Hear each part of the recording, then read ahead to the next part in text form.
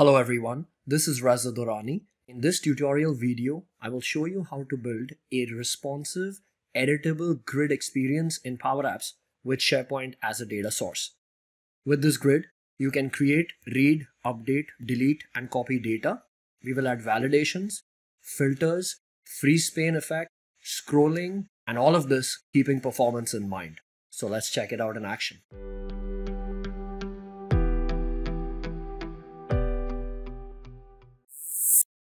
Let's begin with creating a list in a modern SharePoint site. We'll go to New and pick one of the Microsoft list templates, in this case, Work Progress Tracker.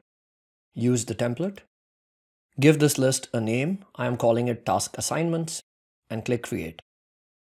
Now in SharePoint, we have the ability to edit the data directly in a grid view fashion. So if I click Edit in Grid View, this will open that editing grid experience similar to Excel. And I can directly start adding content into my SharePoint list on the fly. And as we can see, this list has a wide variety of columns, from single line of text to multi-select choice columns to choice fields, date columns, person type columns, and more. Now once I've made the modifications here, I'll click Exit Grid View so it'll go ahead and save the changes. Now let's try and build a Power App. I will create a blank canvas app. We will pick the tablet form factor to begin with, give the app a name, and click Create. We need to enable the setting for responsive design. We'll head over to Settings. Under Display, ensure that Scale to Fit is turned off. This now will enable the new responsive screen layouts that we can select. So I'll head over to New Screen and pick the responsive layout header, main section, and footer. I've gone ahead and renamed the screen, and let's delete the original screen. In this case, I will remove the footer. In the header, I will add a label, and I've gone ahead and styled the label and added the text responsive grid.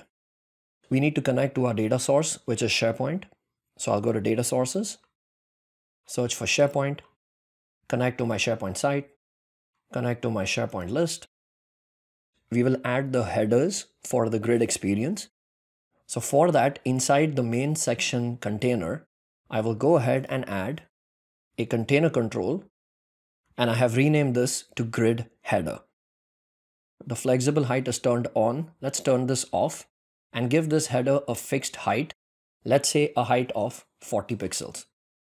I will add buttons. So here's my first header.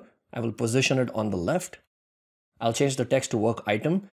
And this button I'm just using for displaying information. So I'm going to change the display mode here to view. I'll just copy this button and paste it, position it right here, add my second header. Now these headers that I'm creating, I would like the width of these headers to be different because the controls that I will be positioning in the grid would be having different widths. And here I would like to highlight a great blog post by Mikhail.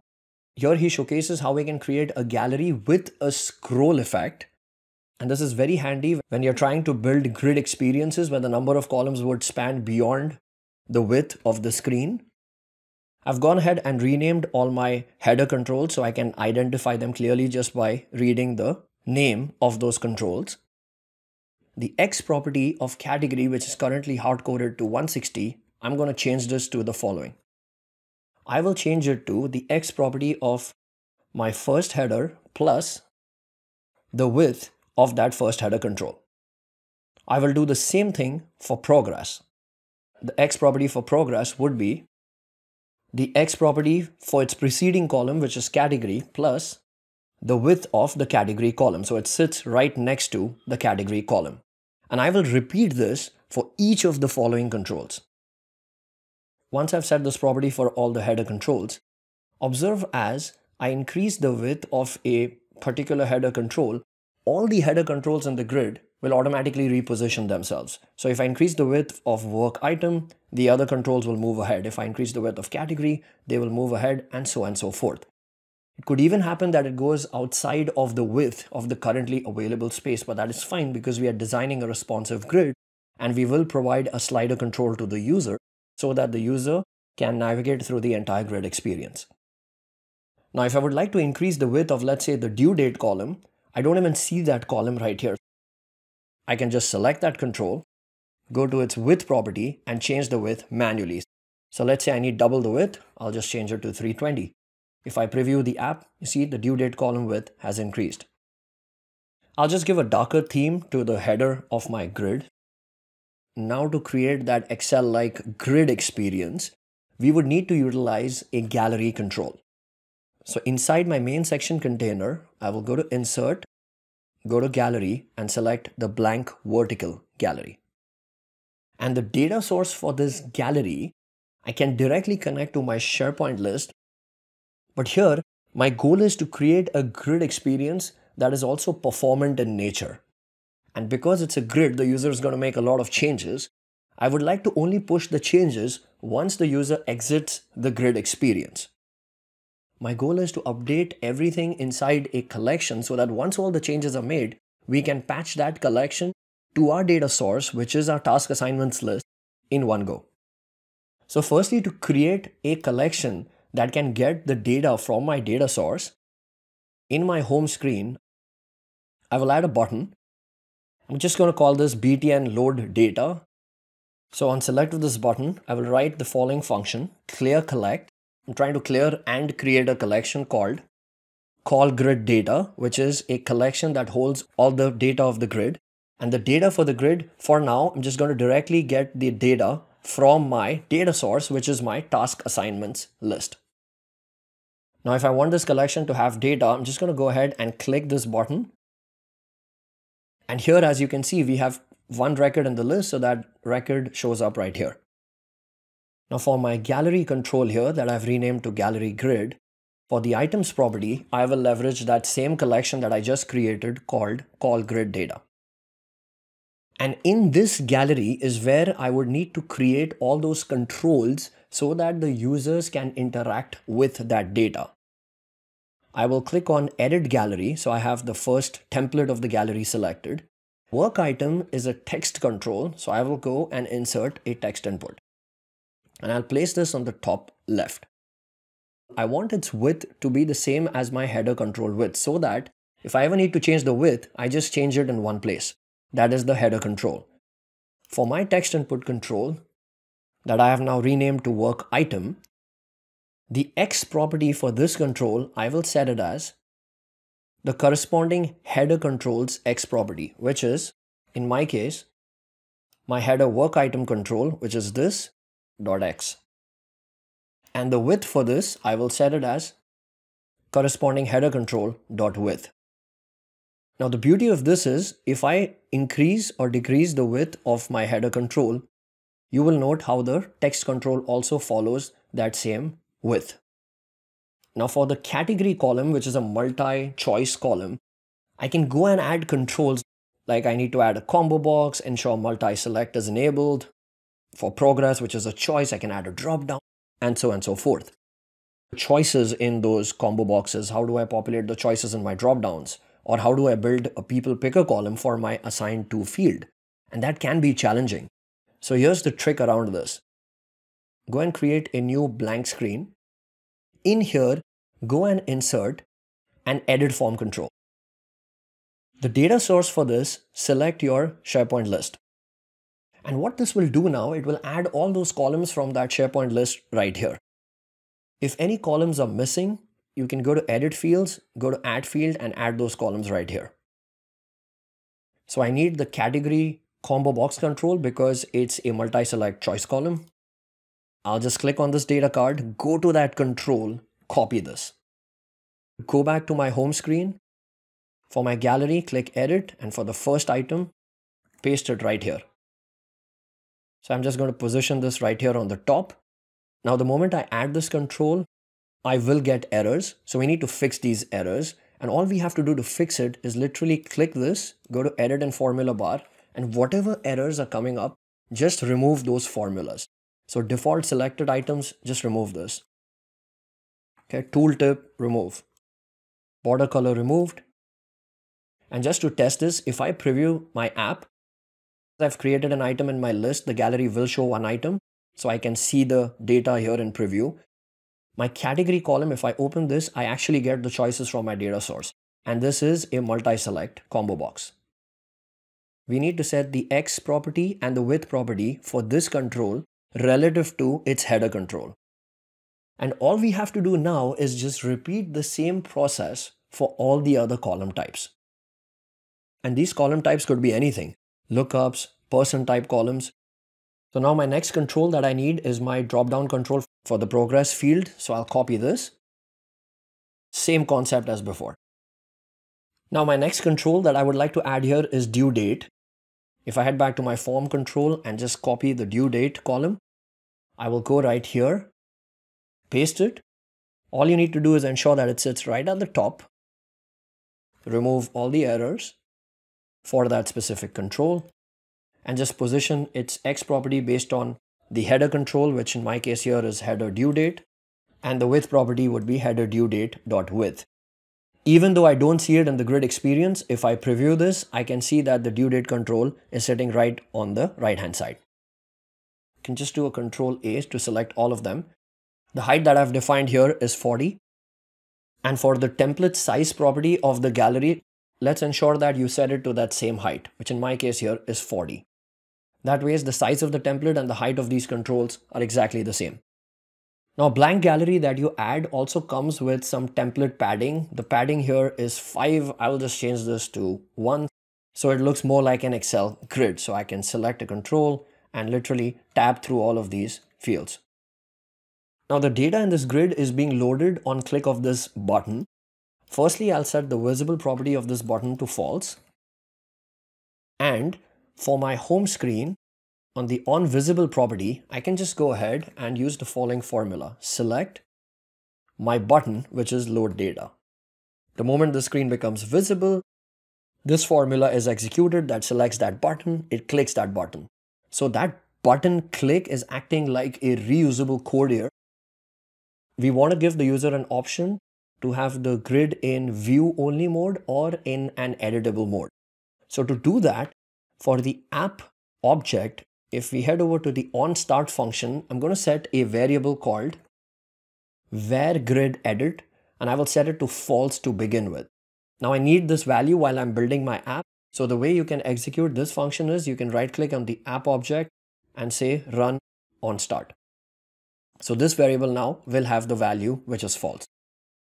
Now I need to create a button which the user will see on this screen so they can set this grid in view mode or edit mode. For my main screen container, once again, I will go and add a container control. This container sits right here at the bottom. I can right click, reorder, and move it to the top. So this goes right above the header section. I will turn this off and I will give this a definite height of, let's say, 50 pixels. And in this, I would like to add my button. So I'll add a button inside this container, position it right here. For the text property of this button, if the variable that we created, which will have the values true or false. So if it is true, put the value exit grid view or set the text value to edit in grid view. On select of this button, varGridEdit, which is that variable, just change its state. So I will say not of that same variable, which is varGridEdit. As I select this, the text will change because the value of that variable is changing. For my gallery control, there is a property called display mode. If varGridEdit display mode.edit, else display mode.view. Exit the grid view. Grid now is read only. I cannot make any changes. If I click edit in grid view, my grid now is editable and I'm free to make changes. Now if you notice in the view mode of the grid, the first text control has this border around it. Most of the other controls I copied from that form control experience. That logic of the border being hidden when the gallery is in view mode is already covered there. So for this control, I would have to add that extra step, and I can do that right here. Border thickness, if the grid is in editable mode. If yes, set its thickness to 2, otherwise set the thickness to 0. If I move out of the screen, so I go to screen 1 and come back to the home screen, Observe how the gallery reloaded. That is because on visible of the screen, we selected our load data function. So it loaded the data from our data source. Now the data that is loaded is not showing the correct default values. If you observe, there are values associated with this item. None of them are showcasing right here. For each of these controls, we need to go and set its default values. So for my work item text box, the default property, I will set this to this item.title. For my category column, because it's the combo box, I will go to default selected items and use this item dot the name of my column, which is category. For progress as well, I'll go to default selected items and use this item dot progress. I'll do the same thing for priority. For start date, we will have a default date. This would be this item dot start date. Due date would be this item dot due date. And assigned to, once again, would be default selected items, which is this item dot assigned to person type column. Let's preview the app. We can see all the values now from my data source are correctly being represented right here in this grid. However, if I was to make changes to this, so let's say I remove marketing and add planning in this, these changes now need to be written back to the SharePoint list when the user clicks exit grid view. Whenever any of these controls are changed, I need to update the data, but not directly in my data source, first in that local collection in Power Apps. This improves performance. We are not consistently updating data in our data source. We only update it once when the user clicks that exit grid view button. So on change of all of these controls, we need to write a formula. So we can just do Control A, go to on change this to select parent. Now what is the parent for all of these controls? It's the gallery. The gallery has an onSelect function. Patch my collection. We are trying to patch the current item in the gallery, and the context for that is in this item. So I'll open the curly braces. My work item is the title column in SharePoint. So title colon work item, this control dot text. Category, my category column dot selected items. It's a multi-choice column. Progress would be my progress control dot selected. It is a drop-down control in my data source. So it will always get one value, just that selected value. Same thing goes for priority. Start date would be my start date control dot selected date. Similarly for due date. And finally, for the people picker control here, which is assigned to, it would be my column name, which is assigned to dot selected, because it's a single select person type column. Once I've completed this formula, I'll close the curly braces and close the round braces to complete my patch function. One thing I will recommend here, once again from a performance standpoint, for text controls, there is a property called delay output. Go ahead and turn this to true. When you turn that to true, the onChange function only fires once the user stops typing. So for example, let's say I'm typing here automate. Once I stopped typing, only then the onChange will fire. If that property is not set to true, every keystroke that I make here, it will execute the onChange function. So that's a pretty expensive operation. I'm going to select additional options for my category. I'm going to change the progress. And let's say I want to assign this task to a different user. Let's say I want to assign this to Sarah. Now, when I click exit grid view, I need to push the changes to my data source. And the way we can do that is by just patching that collection directly to the data source, because that collection was itself created from the data source. So the schema exactly matches. Now, only when I click exit grid view is where I need to go and patch my changes to my data source. If where grid edit patch my data source now, which is my task assignments list with the entire collection of grid data. Select of BTN load data. So let's preview the app and test this out. I've made my changes. I'll click exit. The grid now moves to read-only mode. This time if I head back to my SharePoint list, I can see all the changes being reflected. Now I want the user to create new records on the fly.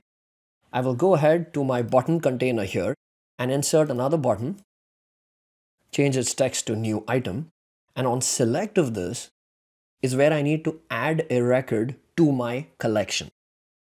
I will use the collect function, collection grid data, and here I can use the formula defaults of my data source, which is task assignments. The defaults function will act like a new record entry that's being added to the data source. Bear in mind, it won't add the record in the data source, it's just getting that empty record and adding it to my collection. Now every time the user clicks on this button, this function is being executed. And this defaults function also is an expensive operation because every time the user clicks on this, it's going to query the data source and go and get the schema with the empty record from there. And this is something that is definitely not going to change during the user's session. So what we can do once again is go to the app object and here create a variable, call it var new record and use the defaults function here. Now the beauty of this is that this function runs only once when the app starts.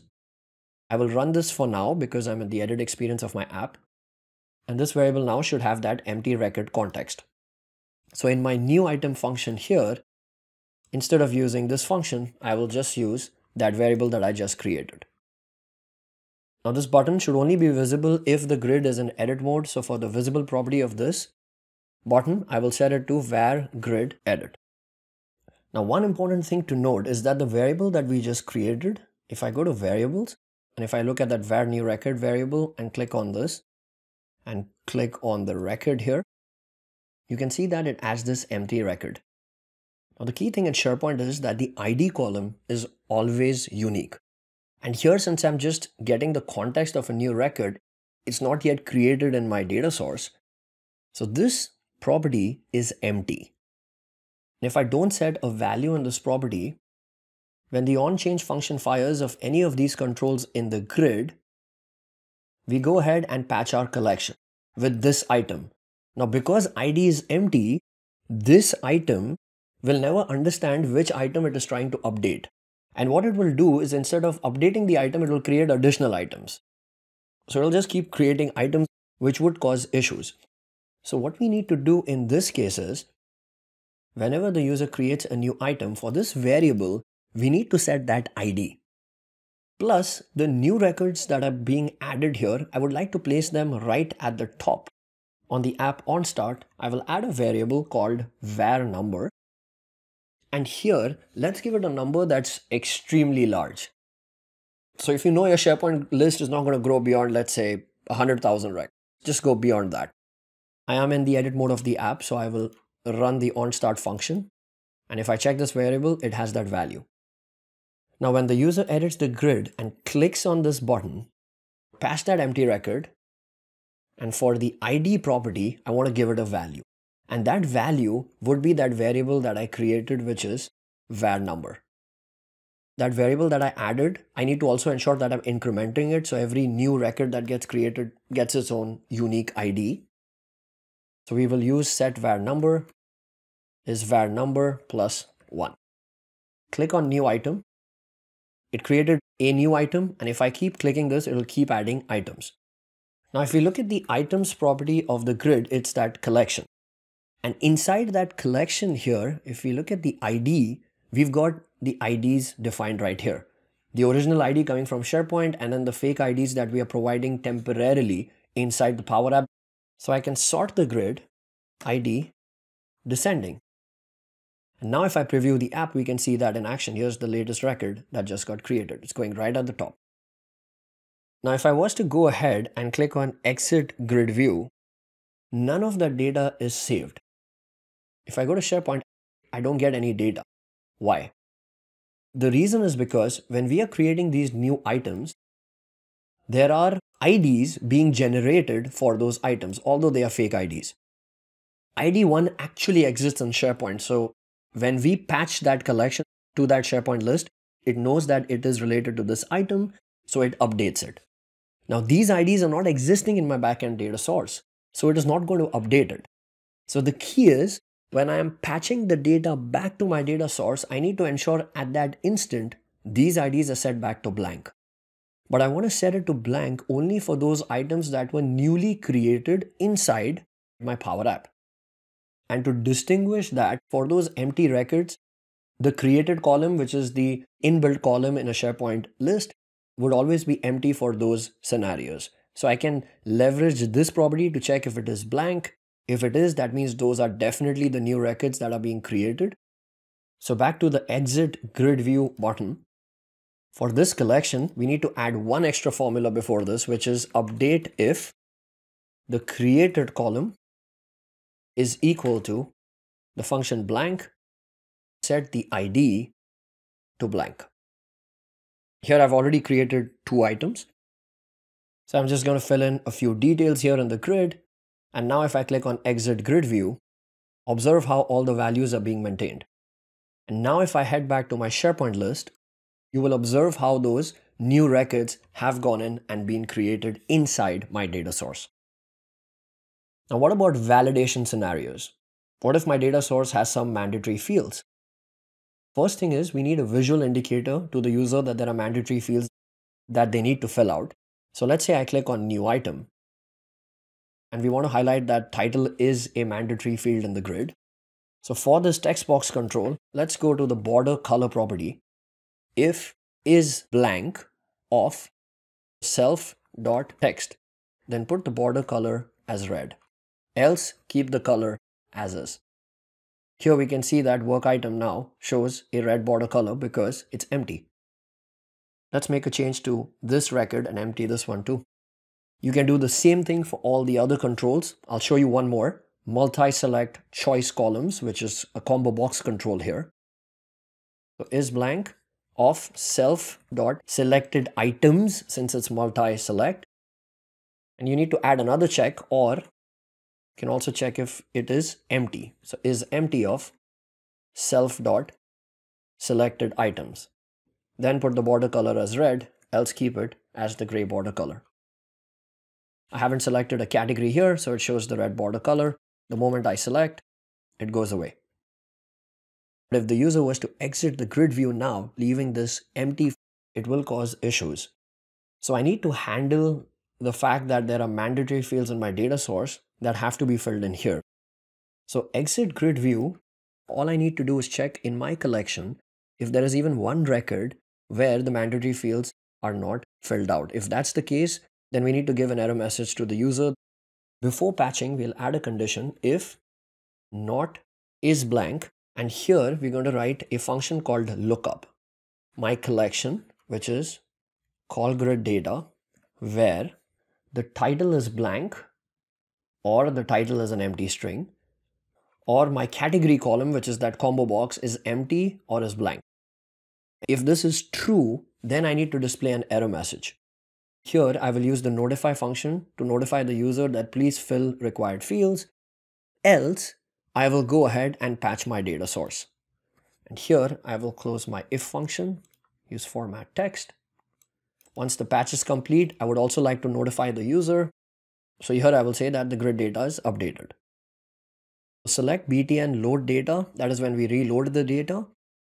After patching here and after notifying the user, we can add that function. I'll just go ahead and use this also right here. This completes my function. And this time, let's try and click exit grid view.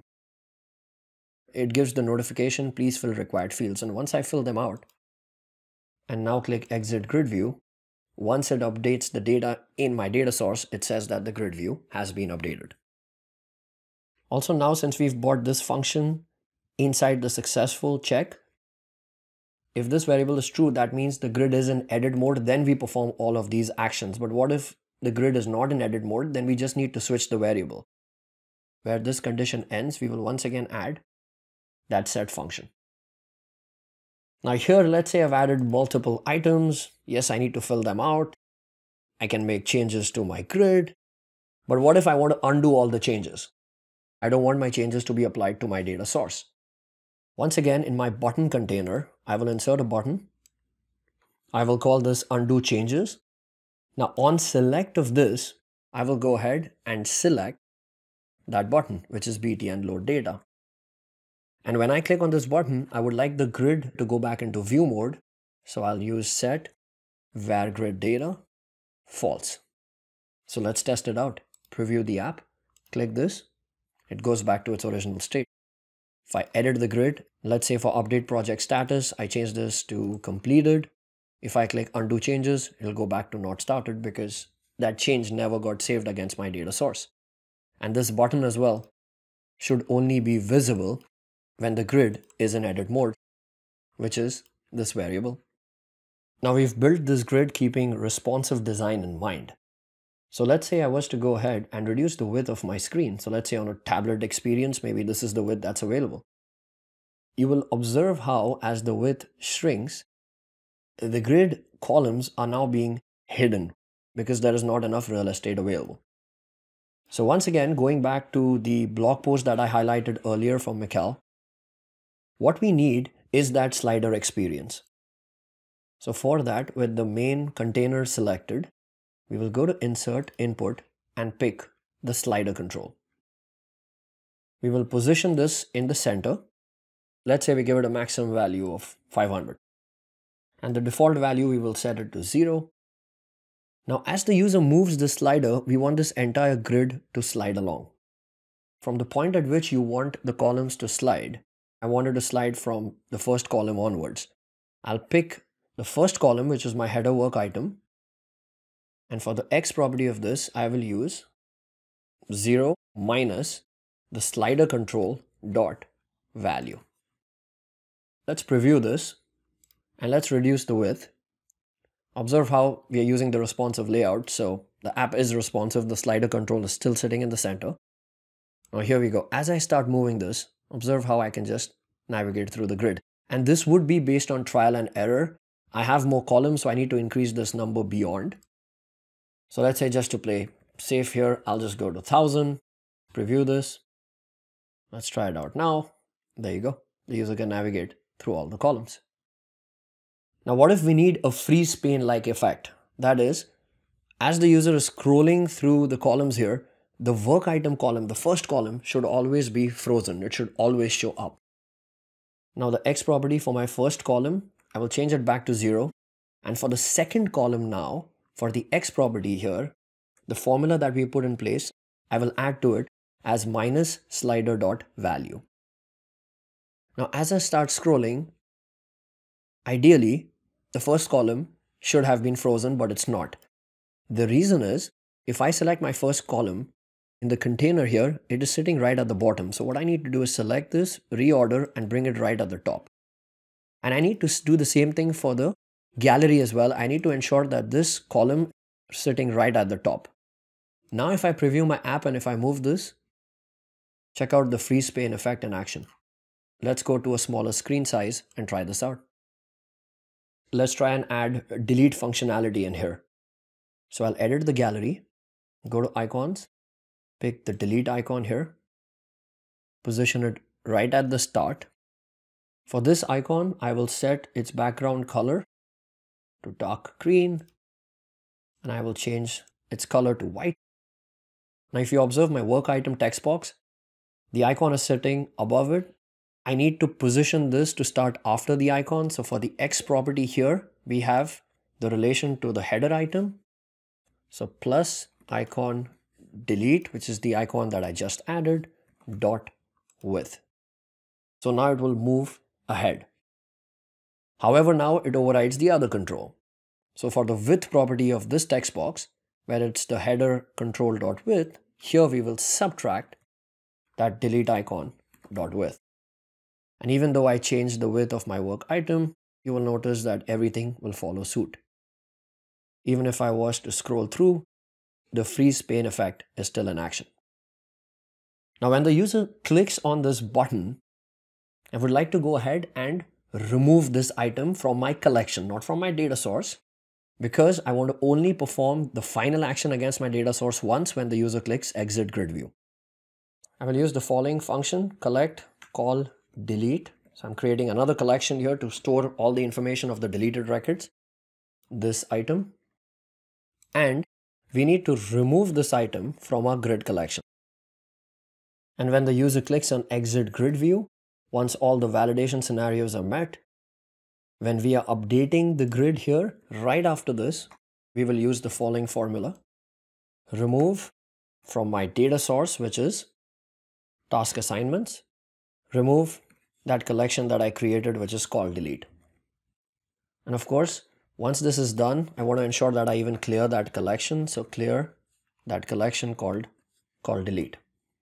And since the user has the option to undo as well, if they select this, we need to also ensure that we are clearing that collection. So I'll do that right here. So let's say here I add a couple of new items. I delete learn power apps. I delete one of my new items. And for this one, I just add some data.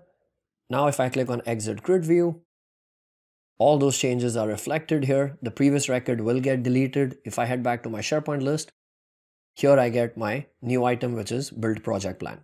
And that previous record got deleted. We want to show the delete icon only when the grid is in edit mode. So the visible property for this would be where grid edit. Now you can also give the ability to the user to copy items. Once again, for my gallery, I will insert the copy icon, position it right next to delete.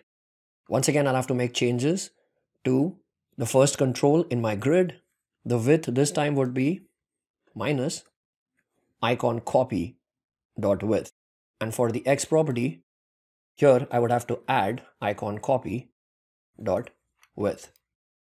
Now when the user clicks on copy, we need to create copy of an item. Now this is very similar to creating a new item. So I'm just going to go ahead and grab this code, go to the copy item function and just paste that same code there. The only difference now is we need to also copy some of the data from this item to the new item that is being created. So here you can decide which columns you want to copy. So if I want to copy the title column, we can say title, this item dot title. If you want to copy the category, this item dot category. So you can define which column values you want to copy as well. The title, the category, and the priority are those 3 column values that I want to copy over whenever the user clicks on this button. Let's say the learn flow expressions, let's assign that to Sarah. And I would like to create a copy of this task and assign it to another user, James. So now all I have to do literally is just click on this button. It will add a new item. And we can see that right here on the top. That's where all the new records go. Learn flow expressions. We see it right here. It has copied the title. It has copied the category and the priority. Priority was empty, so it went in empty. I could have copied other values as well. And now I can just straight away go and assign this to James. And one final thing that I would like to add to this grid is the ability to filter data as well. And I would like to provide that filtering option to the user when the user is viewing the grid. Now remember, for the grid, we are working with collections. A collect function at a time can only load 2000 records in memory. So it's important that you provide the right filters to your user so that even though your data set is large, in my case, SharePoint that can handle millions of records, as long as I provide filters to get data directly from my data source in a delegable manner using delegable queries. I have a full video series on that. Link will be in the description of this video, so do check it out. As long as I do that, it will perform the query against the last data set and send the response back to my collection, which can hold up to 2000 records for that one single query. For my main section container here, I will go ahead and insert a container. I've moved this to the top and right below my button container. I'll set flexible height to false. Give this a defined height, let's say 80. In this, I'll provide my filters. Give this container a background color. And let's say here I provide 2 filters. So if the user makes any change to these, I would like to apply my filter. So on change of both of these, we'll go ahead and call our btn load data button. That will once again load the data from my data source. And this filter container, I want to only show if the grid is not in the edit experience. So for the visible property of this grid, I will set this to not of where grid edit. So if the grid is in view mode, only then we can see these filtering options. Now when the user makes a change to any of these controls, we are calling the btn load data function. So I can simply perform a delegable query here, which will query a large data set. So filter my task assignment list where, so starts with function, my title column. This is the text box control that we added here, dot text. And now I can close my filter function and close my clear collect function. Let's format the text. Now if I preview this app, this filter would be applicable. So let's say I want to search for all my work items where the title starts with project. So once I type and once I stop typing, click out, it will go ahead and apply that filter. Now if I edit in grid view, we are just working with that one record only. So if I was to change the status to progress and click exit grid view, once again the filter is in place, only that record value would have changed to completed. And here on the backend data source, we can confirm that. And now to include this filter as well, here is what my formula looks like. Filtering a data source as well, I've done a lot of videos on this. I'll paste the link in the description of this video. I can pick in progress. There are a couple in progress. Edit in grid view. Let's prioritize them to high. Let's exit the grid view. If I head back to my data source, both the in progress items now have the priority high. If your requirement is that only show the data to the users on the grid that they have created, all I have to do is this. Created by dot email is equal to the logged in user dot email. And just to confirm that it works, here in my task assignment list, I have an item that was created by Sarah called update IT ticket status. If I head back to my Power App, I do not see that data right here. So this was the first part of the grid view experience. I have a second version of this grid view as well. Here the user can select items and say to update, let's say the priority values of these items that I have selected to high. If I click update, you see it updates them on the fly right here. Or I can bulk select and create copies of these items. Or I can individually select and say I would like to delete all of these items. So all the operations of that grid would be performed in bulk. So I'm looking forward to your comments of this video. Let me know if you enjoyed it. If you did, then do like, comment and subscribe to my YouTube channel. And thank you so much for watching.